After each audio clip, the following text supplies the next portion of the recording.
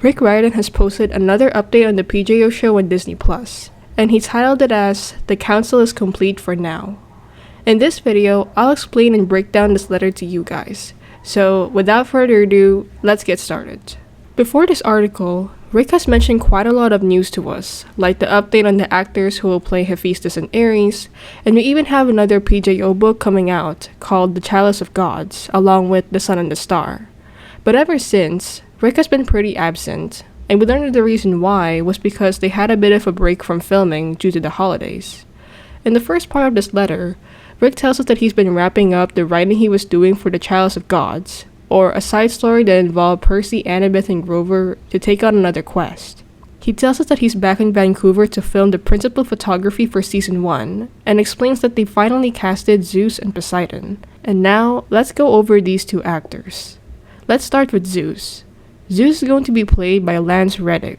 Lance is an actor who appeared in a lot of shows, and he's most known for his roles in The Wire, Law & Order, and John Wick. This is what Rick has to say about Lance. In all his roles, Lance projects an aura of authority and power that makes him perfect for the King of Olympus. As I told him when we met, he has so much gravita, he could pull planets out of alignment, and when he makes his displeasure known to Percy Jackson. Wow, wait until you see that scene.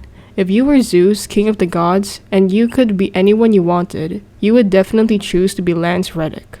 So here's what I think of Lance.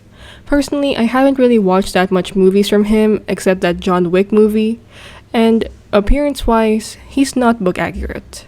Zeus in the books is described as a man with shoulder-length black hair and gray and black neatly trimmed beard. He has brilliant, electrically blue eyes with a serious and proud face. From what Rick said, I think Lance could pull off the serious and proud face part through the acting, but for the rest, Zeus' description isn't really in there, but I'm willing to give him a chance. The next casting is Poseidon's actor. Poseidon will be played by Toby Stephens.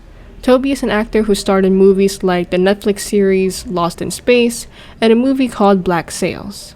Toby is British and has done everything from Shakespearean drama to playing Rochester in Jane Eyre, and to even voicing James Bond in a series of audio dramas. Toby appears only once in Season 1, and according to Rick, he looks incredible with Walker Scobell, or the actor who will play Percy Jackson and is Toby's on-screen son.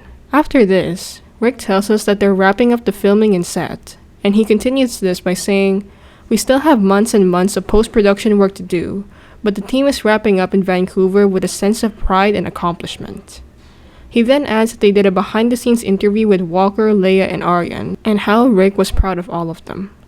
Rick ends the letter by saying, "This concludes the casting announcements for Season 1.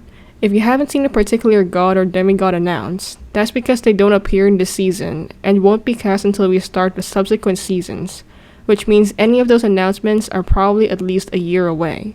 More later, demigods, but I am pleased to tell you that we are in a very good place, as you look ahead to a not yet greenlit but fully anticipated Season 2. He shows this last picture of Lance, Walker, and Toby, with Lance on the left, Walker in the middle, and Toby on the right, and the letter ends from there.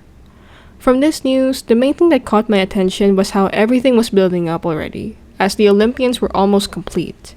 Aside from Lance and Toby as Zeus and Poseidon, we received other actors who will play some of the Olympians.